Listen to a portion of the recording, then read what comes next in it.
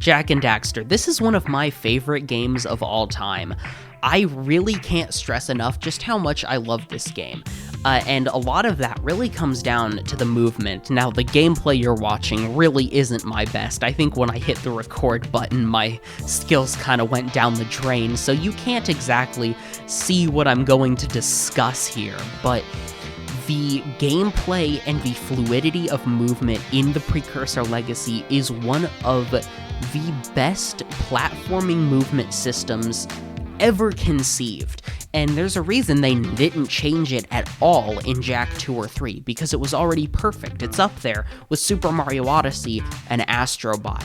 The way you can flow through moves, the way Jak never looks, out of place. He doesn't glitch out, he doesn't reset, and that was a big new thing at the time, how you could really flow correctly. And that really comes down to a lot of the movie quality animation that Naughty Dog was going for with this game. And while they didn't do it as well as they would do it in Jak 2 or 3, the cutscenes are still very high quality for the time they were released, and knowing that this game was in development as early as 1998 or 1999, before the PS2 dev kits were truly out there, and Naughty Dog was trying to find their way with the new system in developing this game. But what I can really say is that, for their first attempt at a collectathon and really trying to create a believable, fluid world that fit their very fluidly moving protagonist, they succeeded really, really hard. The world of the Precursor Legacy is one of the most cool places to just be in, and I really can't stress that enough. This game is functionally open world, which is really impressive for one of the first PS2 games. Most games before this had been segmented by loading screens or by a level select screen, obviously, and even games after it for a little bit were also done in that way.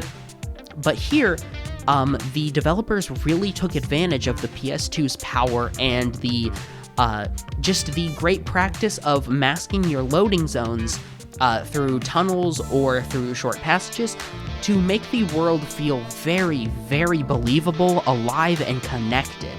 You can go from start to finish in this game and you will never see a single loading screen ever. And that is just amazing, especially for a PS2 game. Now, this game also has something I like to call the ocean aesthetic.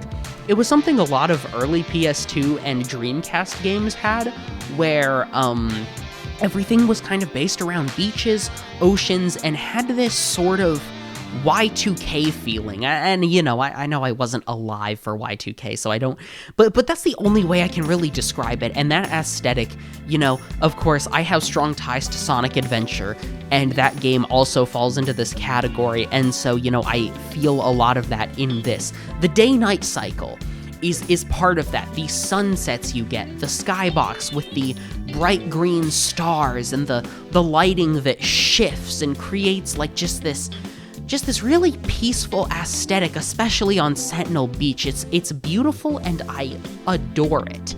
Now, the level design itself, most of the levels in this game are admittedly quite simple, and this is really because, the Precursor Legacy was rushed.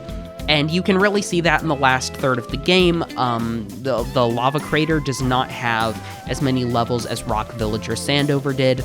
It only has 2 as opposed to their 3, and of course the 4th hub doesn't even exist, even though you can clearly see the remnants of it, with the Yellow Sage's hut just being right next to the Citadel for some reason.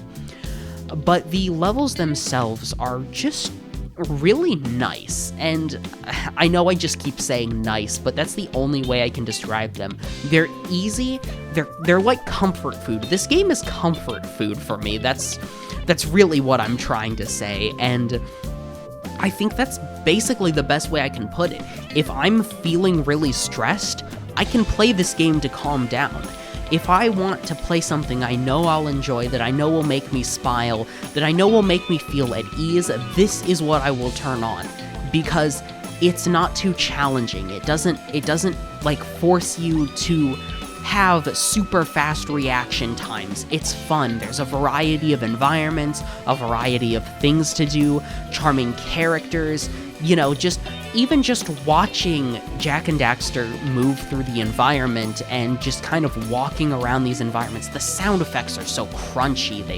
They feel so good to listen to. And I know most of this probably sounds like nonsense to you, and that's because it probably is nonsense, and I really don't know how to put it any other way. I mean, Jak and Daxter is inexplicably one of the most engrossing games I have ever played, and I don't really know why that is, because when I look at the game critically, yes, it is high quality, and yes, it is really, really well made and has fantastic gameplay, but it's also missing, like, the charm and style that, Crash had, and obviously Jak 2 and Jak 3 really do work to add that back in as much as they can in its own way, giving the series a more unique identity, but I think it's part of that, proto-world, a peaceful land before any conflict has overtaken it. It's like the calm before the storm, and I think that perspective of mine has really developed because of what Jak 2, 3, X, and Daxter are. But honestly, there's nothing more I can really say about the game without, drafting a script and really, putting some effort into articulating my feelings and putting through a proper analysis of the game. So I'll leave it there until I inevitably make a review someday in the future. But just please, if you haven't played Jak and Daxter yet, at least give it a shot. You might find a game you really, really enjoy.